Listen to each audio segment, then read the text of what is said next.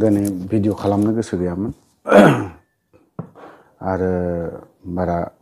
बुंनोबो गोसो गैयामोन दा बुंनो गोनां बायद'था बुङाबाबो जाया आरो थानोबो हाया जाय खस्थ' मोनदों जाय खस्थ' खालामना फैदों बेफोरो बुंनो गोनां बायद'था जानानैबो फैदों थ' दिनैहाय एनडिएफबि एक्स एनडिएफबि बेखौ दिनैहाय मा खालामनो नागिरदों दिनैनि सरकारा आरो अनलि सानै मानसिल' दै आं नामबो मख'ला दिनैहाय दिनैनि बे सरकारा एक्स एनडिएफबि मुंखौ खोमोरजोबनो नागिरदों थ' एक्स एनडिएफबि मुं थानायाव दिनैहाय दिनैनि बे सरकारा मा खहा जागोन आरो मा लस जागोन बिसोरा दिनैहाय बिथांमोना सरकारफोरा जेबो खहा जाया एक्स एनडिएफबि नाम थानायाव जुदि बर' रायजोआनो जुदि माबा मोनसे खहा जायोमोनबा बुंनांगौ दङमोन खिन्थु दिनैहाय एक्स एनडिएफबि नाम थानायावबो जेबोथ' खहा जायाना दिनैनि बे सरकारानो होन गोजाम सरकार गोदान सरकार जेबो खहा जाया दिनै नोंथांमोना सिनायथि जों बुंनोसो हाबावगोन दिनै बर'नि गेजेराव जोंहाबो एक्स एनडिएफबि दङ होननानै बुंनो हानाय गोरा दङ खालामनोसो हाबावगोन खिन्थु दिनैनि बे सरकारा मा खालामनो नागिरदों एक्स एनडिएफबि मुंखौ हांगार खालामनो नागिरदों फोजोबस्रांनो नागिरदों नाथाय India government Assam state government बिथांमोनाथ' एक्स एनडिएफबि नामखौनो लिरनो मोना होननानै बुंनानै दोनबावदोंमोन थेवबो जर जबस्तिनि गेजेराव एक्स एनडिएफबि नामा थाथारनांगौ होनना बुंनायावसो दिनैहाय एक्स एनडिएफबि नामखौ दिनैहाय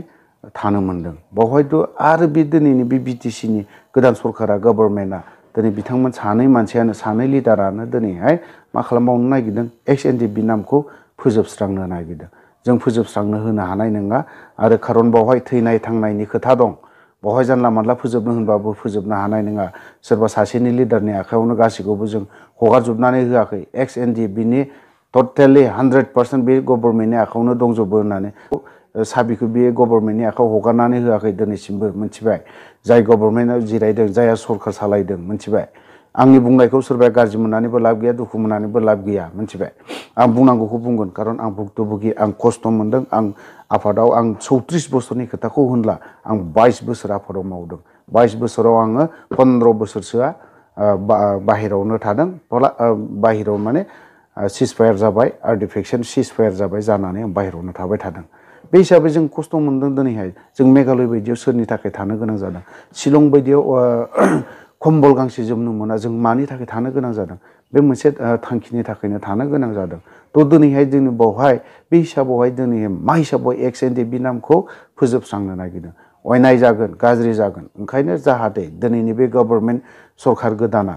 नोंसोरो मोजांब्लाबो गोदान होन गोजाम होन बे एक्स एनडिएफबि नामखौ दाखोमोरदों दिनैहाय जायनि फलाव एक्स बिएलटि दं बिथांमोनाबोथ' दिनै बिथांमोनाबोथ' एक्स बिएलटिखौनो नामखौनो लानानैनो दंगासिनो दङ होमबाथ' दिनै बिपिएफआबो खहा जायाखै जेबो खहा जायाखै दिनैहाय दंगासिनो दं बिदिनो दिनैहाय एक्स एनडिएफबि लिरनायावहाय इउपिपिएलआ मा खहा जागोन जेबो खहा जाया नोंसोरो गभर्नमेन्टआ नोंसोरनि खामानिखौ मावनांगौखौ मावलांबाय था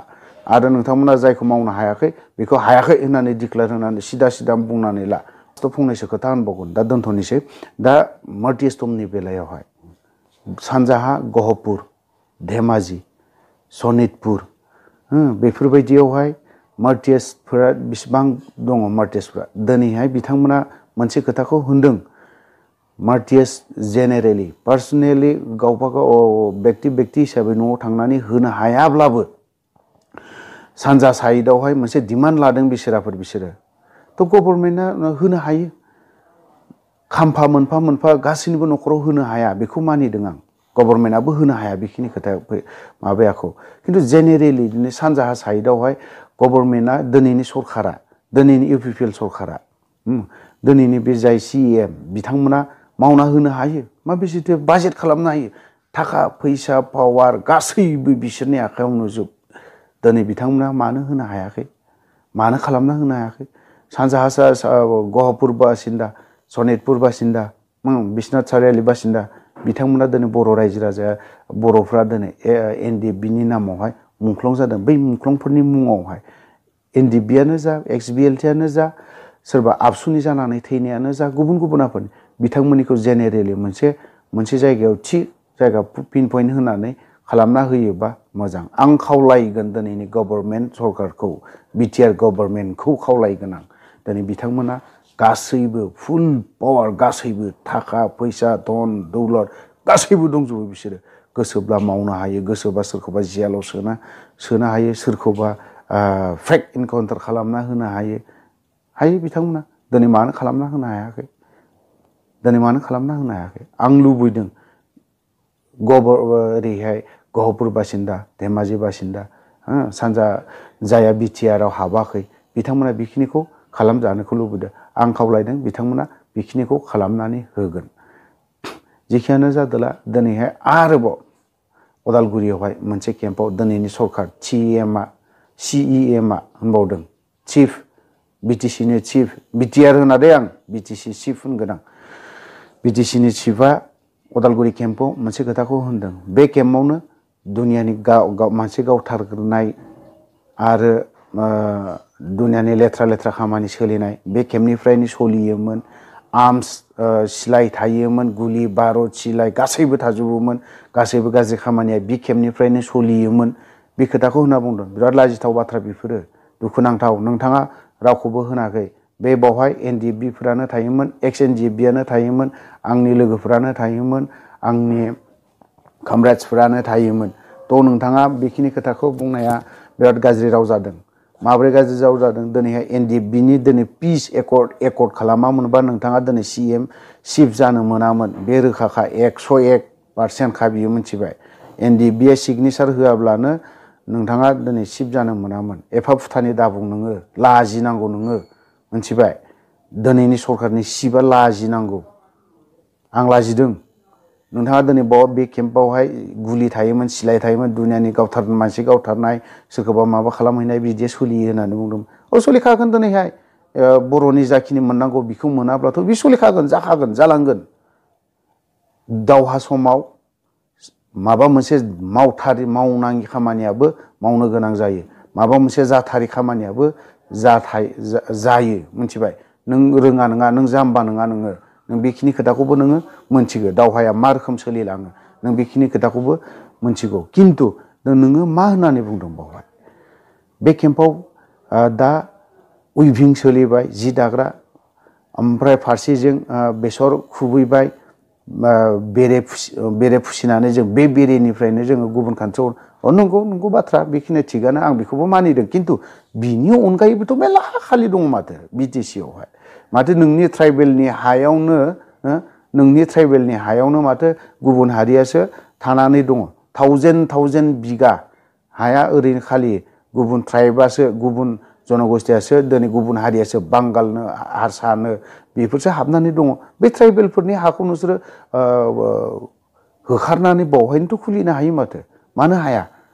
हायिनि जेबो गिदिर बाथ्रा नङा नोंसोर दिनैनि बे सरकारा हायिनि जेबो गिदिर बाथ्रा नङा मावनो गोसोब्ला मावनो हायो नोंथांमोना बैसोरखौ होखारनानै बैयावहाय होखारनानै बा गभर्नमेन्टआव जि रुल दङ सरकाराव मा नियम निति दङ बे नियम नितिनि गेजेरजों थांनानै मावनो होनो हायो होखारनो हानानै आरामनो आबादखौ मावनो हायो मा आबादल' बावहाय बहुद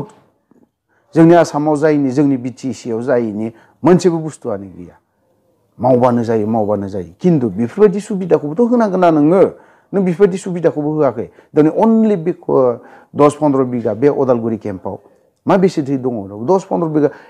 50 बिगासो थानो हागौ बे 50 बिगासोआवलाय मा बेसेथो मा नोंलाय मा खालामनो हानोसै बेखौलाय बिदिजोंलाय बावहाय नों बिनि जायगायाव नों माबा मोनसे फेक्टरि बा बिनि जायगायाव नों बेसरनि जि दानायनि अनगायै माबा मोनसे बिराद गिदिर मोनसे फेक्टरि सोनानै दोन बावहाय सोर थांगोन बर'फ्रानो थांनानै थागोन होनानै दोनमोन ना नोङो डिक्लेयार होमोन ना मोननैसो कलेज इनस्टिटिउट माबा मोनसे इन्जिनियारनो माबा माबि लाबोबाय बेजोंनो बिराद नोंहा माबा साफिसियेन्ट बायदि मोनदों ना सोरबाया BTC-नि चिफनि थाखाय फुरा जानो हागौलै अफ्रिनि थाखाय नङा बर' रायजो राजानि थाखाय नङालै बियो मिथिबाय एफाराब दुगा खोथाखौ दा बुंबाय दाथा नों दिनैहाय माखासे फिसा नोंनि थाखाय बे पिस एकर्डआ नोंनि थाखाय गोजोन जानो हागौ सनितपुर मा होननानै बुङो सानजाहा गहपुर धेमाजि बेफोरबायदि हाबिनि थाखाय पिस एकर्डआ बिनि थाखायसो खालामनाय जादों नोंथाङा सोनो गोसो गैयामोन बे सानजाहानि धेमाजि गहपुर बेफोरखौ दिनैहाय BTR-आव सोफाजानो सरजाबफानो खालामनो हानायनि जेबो प्लेनिं गैया नोंहा जेबो सिन्था खालामाखै नोंहा आं दिनै बेखिनि खोथाखौ बुंबावगोन जे धेमाजि गहपुर जोंनि बर'फोरा दिनै हाबनो हायैनि थाखाय पिस एकर्डआ मोजां जादों आरो नों सोनो गोसो गैया दिनैहाय गामि दानख'नो हादों बिनि थाखाय पिस एकर्ड बिनि थाखाय मोजां जादों दिनै गामि सोस'नो हायाखै बिनि थाखाय पिस एकर्डआ बिराद मोजां जादों बर'नि थाखाय बिराद मोजां बियो पिस एकर्डआ बिराद मोजां होननानै बुंगोन जों डिसिखौ जों ट्रान्सफार खालामनो हायो बे पिस एकर्डनि गेजेरजों सोरबा एसपि असि बेफोरखौ ट्रान्सफार खालामनो हायो दिनैनि बे पिस एकर्डनि गेजेरजों खिन्थु माला खालामदों सोरखौ खालामनो हानाय दिनैहाय 16टा डिपार्टमेन्ट बिटिसिआव 16टा डिपार्टमेन्टखौ गुबुनाव दिसपुराव हरनो हादों बिनि थाखाय बिराद मोजां जादों सनितपुर बिश्वनाथ सारियालि आं बारे बार बुंबाय थानाय जादों सानजा बासिन्दाखौ मोनब्रै डिस्ट्रिक्टनि हरिबारिखौ सोनो हायाखै बिनि थाखाय गुड पिस एकर्ड बियो मिथिबाय सोरबा बिटिसि सिटनि थाखाय बियो गुड एकर्ड जादों आरोखि बियो मिथिबाय थ' आं दिनैहाय बिटिसिनि जेसेबां मार्टियास न'खरफोर दं जेनेरेलि बेफोरखौ थाबैनो डिक्लार होयोब्ला मोजां नोंथांनि बे गोदाव सोराव बायदिसिना माबा माबि बखिबाय थानाय बुंबाय थानाय बिदिया सोलिनाय नङा सोरबाया आंखौ बुंनायखौ गाज्रि मोननो हागौ थ' गाज्रि मोननानै लाबबो गैया आं बुंनांगौखौ आं बुंगोन दिनैहाय एक्स एनडिएफबि मुंखौ दिनैनि बे गभर्नमेन्टआ दिनैनि बे सरखारा खोमोरनो नागिरदों हायोब्ला नोंथाङाबो बे एक्स आबसु बे सोदोबखौबो गारनो होदो मिथिबाय नोंथाङा बे लाइननिफ्रायनो बे एंगेलनिफ्रायनो फैनायमोन नोङो मिथिबाय नामफोरखौ बुङोब्ला गोबाङानो दुखु मोनो खिन्थु आं दिनै नामफोरखौ मख'ला दिनै एनडिएफबिनि एक्स एनडिएफबि बे सोदोबखौ खोमोरना दोननो नागिरबाय थादों नोंथाङा बेखौ दा माव मिथिबाय बेखौ दा माव नङाब्ला गिदिर धरना होनो गोनां बायध'थायाबो जागोन मिथिबाय दिनै जोङो सोरनिबा थाखाय जों गुबुन कान्ट्रियाव बिदि खारना थानाङाखैलै मिथिबाय हाग्रायाव जोङो एफाराब दुखु खस्थ' लानाङाखैलै जों सोरनिबा जि जोम सुना होनाङाखैलै मिथिबाय जों सोरनिबा थाखाय जों ओंखाम संना होनाङाखै समस्त बर' रायजो राजानि थाखायसो जोङो बावहाय हाग्रायाव खारना थाहैनो गोनां जादों जोङो बर' रायजोनि थाखाय बर' हारिनि थाखायसो जों खारना थाहैनो गोनां जादों गुबुन कान्ट्रियाव जोङो 40 केजि 30-35 केजि जों माइरं 5-10 किल'मिटार गोजान बाना लानो थांनो गोनां जोङो मिथिबाय सिलाया गंनै गंथाम जोङो बानानै सप्ताथ' नङा मासावहाय जोङो खुनथाम खुनब्रैया फैनाङोमोन फुरा जों फैनाङोमोन एखेया जोंनि बिखुङाव गंनै गाहाम थायोमोन गुलिया 300टा गाहाम थायोमोन आरो गावनि जानाय लोंनाय गाननाय जोमनाय थाजोबोमोन जोंनि बिखुङाव बेफोरनि दुखु खस्थ'आ जोंसोरनि मानो थाखाय एफाराब सैमा फाग्लाफोर बायदि इन्टारनेशनेल बर्डार बांलादेशनिफ्राय मेघालय ओरै बारबोनो गोनां जादोंमोन सासेयाव 30-35 केजिनि गोजौ थाजोबोमोन बेफोर अजनखौ लानानै जोङो फाग्ला बायदि जों बानो गोनां जादों बिसिबा गोजौ गोजौ जों हाजो मानखोनो गोनां जादों नों मानखोनो मोनाखैलै बिदि हाजोखौ जुंखाम गार'फोरनि नोङो ना गोरानजों फुदुंना जानाय ओंख्रि मोनजाफेराखै नोङो जिबनाव नोङो जोगोनार फिथाइ नों रुना जाफेरनाङाखै नोङो सैमा बेदरखौ नोङो खारैजों संना जाफेरनाय रेकर्ड गैयालै नोङो दिनैनि सिबा मिथिबाय हायोबा जानायनानै नाय जोंफोर जानांदों जेबो गैया खारैजोंल' जों रुना जानो गोनां जादों सैमा बेदरखौ जाफेरि बुस्थु जों जानो गोनां जादों मिथिबाय बेफोर गासैबो जों समस्त बर' रायजो राजानि थाखाय जोङो बेफोर दुखु खस्थ'खौ जों लादों आरो लागोनबो आरो दाबो लाबावनो हायो जोङो दुखु खस्थ'खौ जेबो मोना आं बेखिनियावनो दोनथ'बाय गोजोन्थों